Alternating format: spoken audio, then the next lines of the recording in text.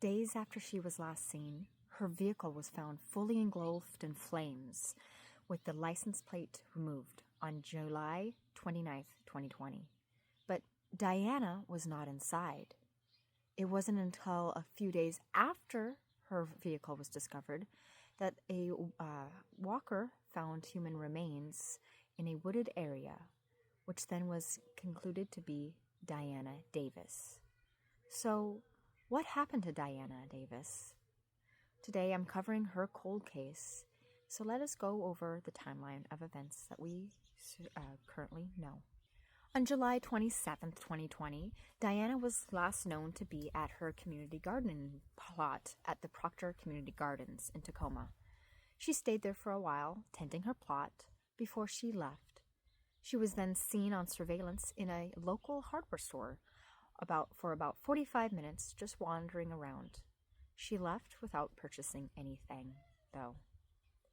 Later that evening, her cell phone pinged in the area of the baseball and football fields in Seattle, also known as Lumen and T-Mobile, I believe, currently at this moment in time.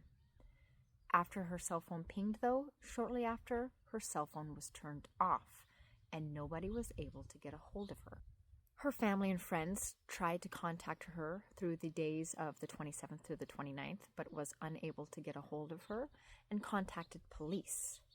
Then, on July 29th, that same day, police found her vehicle fully engulfed in flames, with her purse inside and the license plates removed. But Diana was not there. They continued the search and the investigation of the burned vehicle to find more evidence and clues at the time. Then, on August 5th, days after her car was found, a person was walking their dog along the wooded areas of the Snoqualmie Pass area when they found human remains. Those remains were identified as Diana.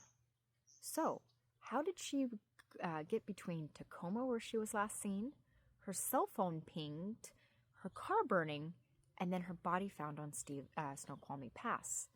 That is such a wide area for her to have something happen to her in. During the autopsy, they concluded that she had expired due to blunt force injuries to her head. So, who injured and murdered Diana? And who was responsible? And why?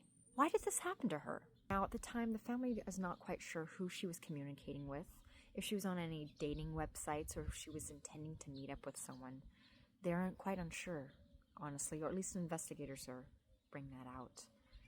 Now, investigators do believe that the people who committed this crime truly did everything they could think of to try to get away with it. Removing her license plate, burning her car for the evidence, and then her body was found so far away from where she was last seen at. Police also don't know if she willingly left or was forced at any point in time as well. There are so many unknowns in this case. They don't know if it was a planned attack, a random attack, something that was motivated. They just don't have the answers currently for Diana's family to know what, why, and when. If you have any information regarding the disappearance of Diana Davis, you can call 1-800-222-TIPS or 1-800-222-TIPS. Her family is desperately looking for answers to find out what happened to their mother and why. Please, if you know anything, say something.